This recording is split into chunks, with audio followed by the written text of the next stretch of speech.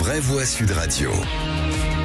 Et donc, je le disais tout à l'heure, la bourse de Paris a brutalement chuté, près de 2% ce lundi vers 10h après l'annonce de la démission du Premier ministre Sébastien Lecornu. Une question pourtant, pourquoi ce sont les banques qui plongent le plus? On va en parler avec Jean Viard qui est avec nous, sociologue spécialiste de l'économie. Jean Viard, bonjour. Bonjour, oui, je suis sociologue. Oui. Merci d'avoir accepté notre invitation. Alors, on a bien compris que cette annonce déstabilisait forcément le marché, mais pourquoi en fait ? Mais c'est un peu comme vous, si vous avez une maladie grave et que vous allez emprunter de l'argent à votre banque, vous n'allez pas lui dire. Sinon, il ne va pas vous en prêter parce qu'il ne sait pas si vous allez le rembourser. Donc, au fond, c'est un peu ça. C'est-à-dire qu'à un moment, il y a une perte de confiance parce qu'on a l'impression que ça part de n'importe quel côté. Et en même temps, les gens consomment de moins en moins. On a 6 000 milliards qui sont épargnés par les Français. Donc, ça fait des consommations qui n'ont pas lieu. Donc, de la TVA qui ne rentre pas. Donc, évidemment, des recettes pour l'État qui reculent.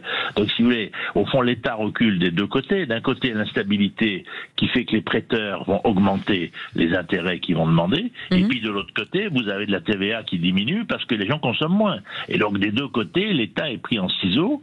Et donc, si vous voulez, c'est clair que la situation de ce point-là est très négative. Alors, en même temps, bon, c'est toujours pareil. Ils vont attendre de voir ce qui va se passer. Mais comme on voit pas du tout, personne ne voit ce qui va se passer, justement. On voit pas où on va. On est dans une zone de brouillard. Et dans une zone de brouillard, mais tout le monde a tendance à se calfeutrer. Et si vous voulez, c'est très inquiétant parce qu'on cherche 44 milliards ou 35 milliards, enfin bon, et on est en train d'en perdre beaucoup sur les marchés et par effectivement l'absence de rentrée de TVA. C'est surtout si on fait de nouvelles élections, mais est-ce qu'il y a une crainte de la dégradation de la note française encore une fois ? Ben oui, bien sûr, on risque de passer de A à A. Et au fond, avec la question, si vous voulez, qu'au fond, les marchés, ce qu'ils veulent, c'est de la stabilité. Mais nous aussi. Ce qui est compliqué, c'est qu'on gouverne pour essayer d'empêcher le Front National d'arriver au pouvoir. Mais c'est une façon négative d'agir dans le réel. Et donc, à un moment, les marchés vont dire, attendez, nous, on préfère de la stabilité avec qui vous voulez, mais au moins des gens qui vont être capables d'avoir une majorité, ce qui peut amener à une dissolution. La bataille, au fond, derrière, elle est politique. Et la vérité, c'est que l'ensemble des partis, on va dire démocratiques, sont tous démocratiques, mais je veux dire, ce qu'on appelle le bloc démocratique, c'est que la moitié des électeurs. Et donc, comme ces gens n'arrivent pas à comprendre que le monde a changé et que les affrontements ne sont plus centraux entre la gauche, la droite, le PS, etc., mais ils sont entre un grand mouvement populiste local et planétaire et d'anciens partis démocratiques un peu usés. Il est clair que du coup, il n'y a pas d'offre politique, et moins il y a d'offres politiques, plus les marchés ont peur. Ce que dit M. Viard, pardon, Philippe. Non, mais Jean Viard, est-ce que, pardon de dépasser un peu les banques, si j'ose dire, est-ce que vous n'avez pas l'impression que la situation politique d'aujourd'hui montre de la part du pays une volonté de se désennuyer d'une forme de démocratie classique ? Mais de toute façon, la démocratie classique va changer parce qu'avec les réseaux numériques, avec Internet, etc. Et puis on est sorti des cadres. Vous voyez, moi je dis toujours 63% des bébés naissent hors mariage, les jeunes votent à 10 ou 15% aux élections locales. Avant, on se sentait obligé de se marier pour avoir un bébé, on se sentait obligé d'avoir un CDI, on se sentait obligé d'aller voter parce que ça se faisait. Bon, on est sorti de ça. C'est une société qui fonctionne à l'instinct, stimulée par les réseaux numériques.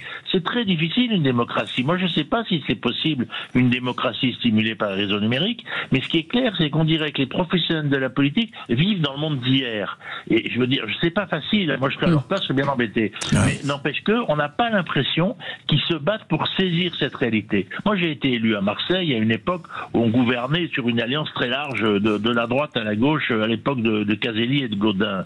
Si vous voulez, je peux vous en parler de ça, Jean, si vous voulez. L'élection d'Eugène Caselli à l'époque au détriment de Muselier. Et de la manière dont ça s'est fait, je suis pas sûr que ce soit les heures les plus glorieuses de Marseille. Non, mais je pense notamment à la grande période Jean-Noël Guérini. Je suis pas sûr que ce soit les bons exemples. Et permettez-moi de rebondir sur votre propos. Il y a 2-3 choses qui m'ont interpellé. La première, c'est quand vous dites les Français ne comprennent pas ce qui se passe politiquement. Les Français, ils ont très bien compris.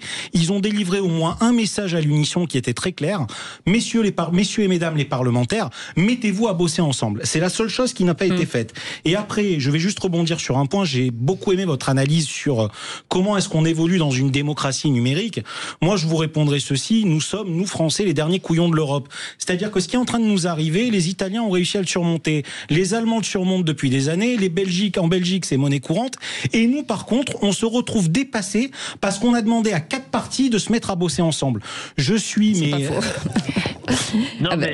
Allez-y, réponse et après Bérangère. Non, mais je viens pour dire, si vous voulez, nous, on a pris une culture depuis 58 avec un pouvoir central fort. Et d'ailleurs, je rappelle que le 49.3, c'était plutôt pour bloquer sa propre majorité. Oui.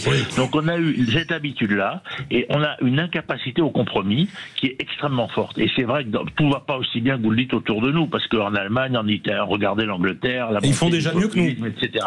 Mais effectivement, on a une incapacité. Ces partis ne savent pas négocier des compromis. Honnêtement, aucun d'entre eux.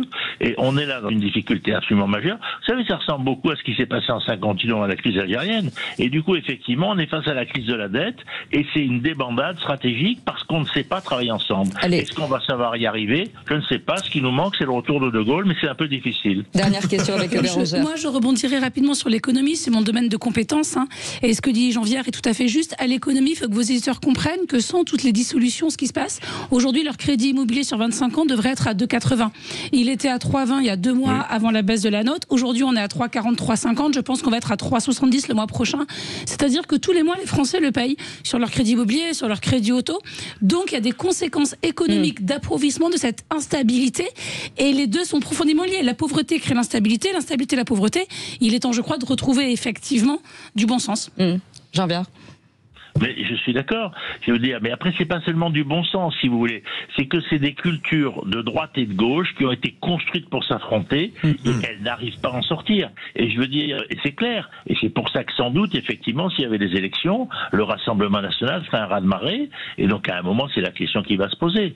Mais si vous voulez, ces gens ont montré depuis, en tout cas, un mois, de plus encore que tout, leur incapacité totale à se mettre autour d'une table, à dire, toi, tu veux un peu de taxe Zuckman, on va négocier sur les retraites. Moi, j'aimerais que sur l'immigration, on change de politique et on échange des objets en disant bon là je suis prêt à reculer, toi tu avances sur l'autre. Bon, on est incapable de le faire et ce qui se passe est très préoccupant parce que la France recule en termes économiques et culturels et notre image est catastrophique alors qu'il y a la guerre en Ukraine, alors qu'il y a des tas d'enjeux absolument essentiels dans le réchauffement climatique. On est mal barré. Merci. Nous sommes dogmatiques et pas pragmatiques. Merci beaucoup Jean Viard en tout cas de cette analyse, sociologue spécialiste de l'économie. Vous restez avec nous dans un instant.